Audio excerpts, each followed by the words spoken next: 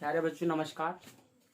आज हम आपको इंडियन जियोग्राफी का बहुत ही मेन पॉइंट है अपवाह तंत्र के बारे में आपको कुछ समझाने का प्रयत्न कर रहे हैं। आसान भाषा में एवं सरल भाषा में आपको समझाने का प्रयत्न कर रहे हैं। आइए देखते हैं कि क्या है अपवाह तंत्र। इंडियन जियोग्राफी का अपवाह तंत्र है। आइए देखते हैं क्या है अपवाह तंत्र। अपवाह तंत्र तो देखते हैं हम अपवाह तंत्र जो नदियों के प्रवाह को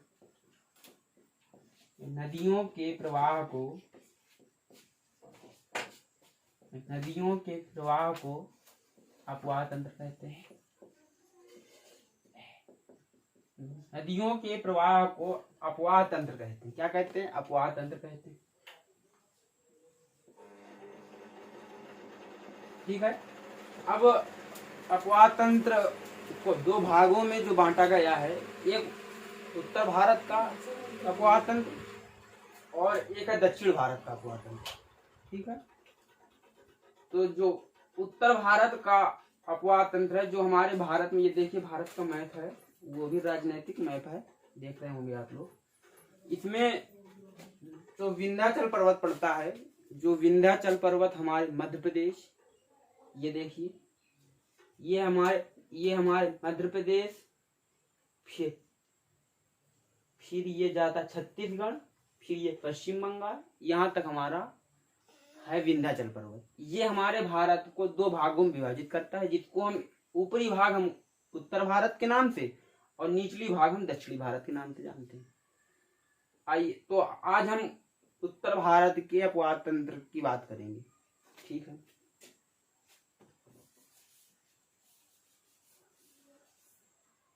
अब अपवाह तंत्र में ये देखिए कि जो उत्तर भारत का अपवाह तंत्र है,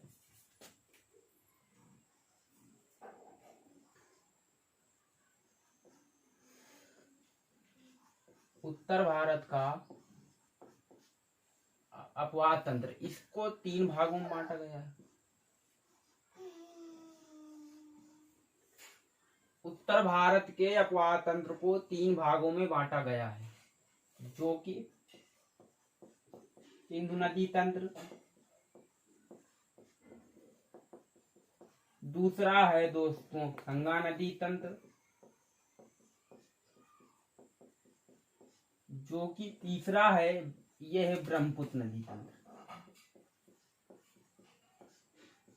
तो उत्तर भारत का जो गंगा नदी तंत्र है वह सबसे बड़ा नदी तंत्र है। तो आज आप लोगों को हम पढ़ाएंगे गंगा नदी तंत्र के बारे में। तो आइए देखते हैं गंगा नदी तंत्र।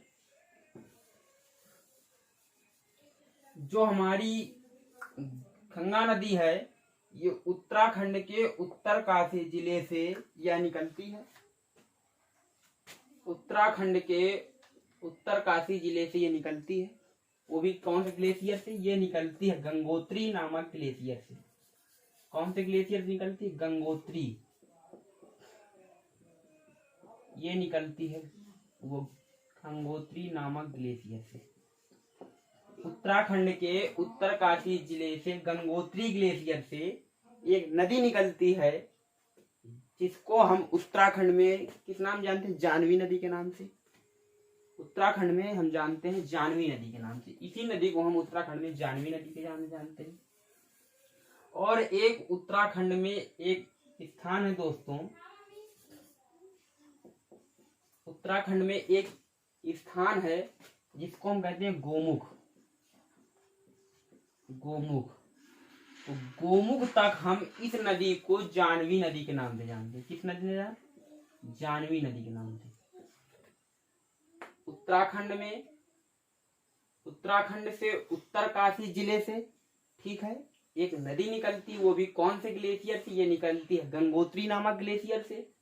और उत्तराखंड में एक स्थान गोमुख, और गोमुख तक इस नदी को हम जानवी नदी के नाम से जानते हैं। फिर गोमुख के बाद इसी नदी को हम भागीरथी के नाम से जानते हैं। गोमुख के बाद इसी नदी को हम जानते हैं भागीरथी के नाम से। और फिर इसी भागीरथी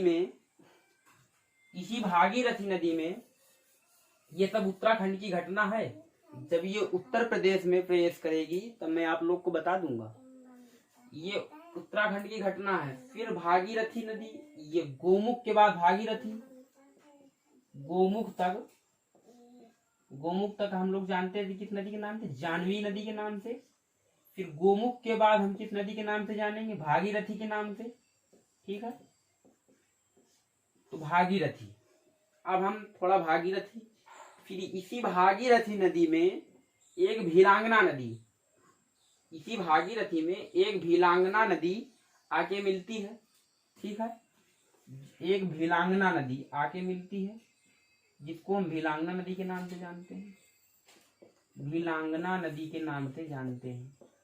ठीक है, भीलांगना। और इसी भीलांगना नदी, ये जहां ये जैसे भागीरथी आ गई, इधर से भीलांगना नदी आ गई। ठीक है, जहां ये मिलती हैं, ये दोस्तों भागीरथी आ रही है और इधर से भीलांगना आ रही है। ये जहां मिलती हैं उसको हम जानते हैं गोविंद प्रयाग के नाम से। इस नाम से बहुत बार पूछ लेता है पेपर में कि गोविंद प्रयाग के बारे में, गोविंद प्रयाग के बारे में बताइए। तो गोविंद प्रयाग उस स्थान को कहते हैं दोस्तों जहां पास भागीरथी नदी और भीलांगना नदी जहां पास आके मिलती हैं, उसको हम जानते हैं गोविंद प्रयाग के नाम से। ठीक है, तो गोविंद प्रयाग, इसी जगह जहां ये गोविंद प्रयाग है, इसमें इसी जगह बना है वो टिहरी बांध, जो कि यह बांध एक हमारे भारत के ही मतलब बहुत ही अच्छे व्यक्तित्व के नेता थे, उनका नाम था सुंदरलाल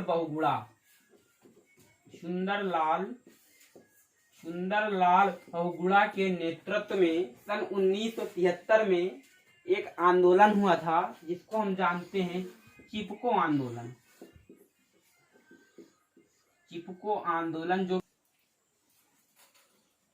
जो हमारा ये चिपको आंदोलन, ये हमारे कौन करे थे, ये हुआ था वो सुंदरलाल बहुगुणा के नेतृत्व में सन 1973।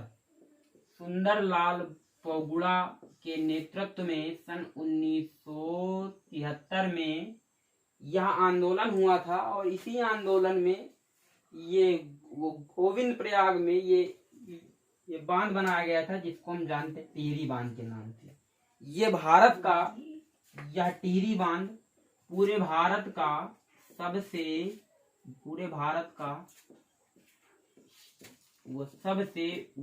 चौड़ा बांध है। कौन सा बांध है, सबसे चौड़ा। अगर हम चौड़ाई के मामले में पूछें तो ये हमारा वो टिहरी बांध है, पूरे भारत का सबसे बड़ा बांध है। चलिए ठीक है, जहां तक आप जान रहे हैं। फिर हाँ, अब ये जितनी घटना थी ये सब उत्तराखंड की है दोस्तों, यूके की। अब फिर उत्तराखंड के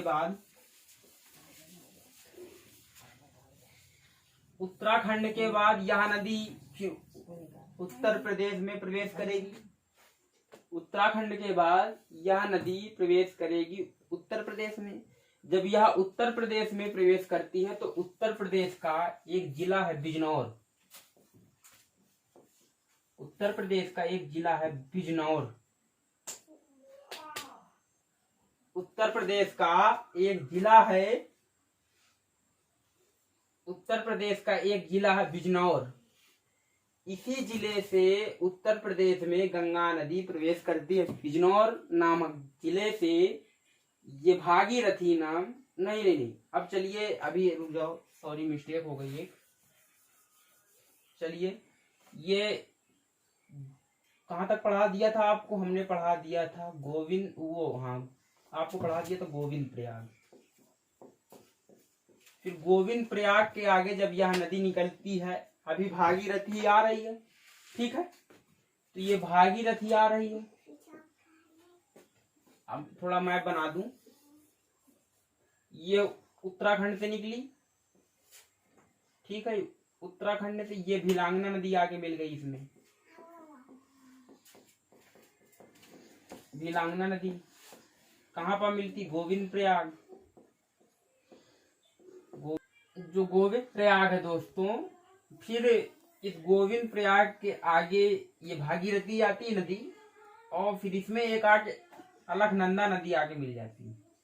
अलकनंदा नदी जहाँ मिलती है उसे हम जानते हैं देवप्रयाग के नाम से। ये सब उत्तराखंड की अभी घटना बता रहे हैं आपको। तो ये देवप्रयाग यहाँ तक उत्तराखंड का था। अब ये जब आगे प्रवेश करेगी तो ये प्रवेश करेगी यूपी में।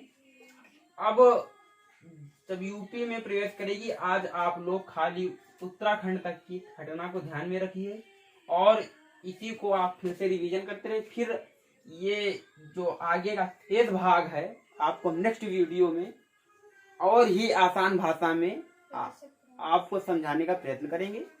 ठीक है, तो आज यही समझ करते हैं। प्यारे बच्चों, मैं आपसे ये करता हूँ, निवेदन करता हूँ कि थोड़ा मेहनत लगती है तो आप वो मतलब प्लीज चैनल को लाइक कीजिए और मतलब बेल आइकन घंटा दबाना ना भूलिए। ठीक है प्यारे बच्चों, नमस्कार। और इस चैनल को सब्सक्राइब भी करें। ठीक, धन्यवाद।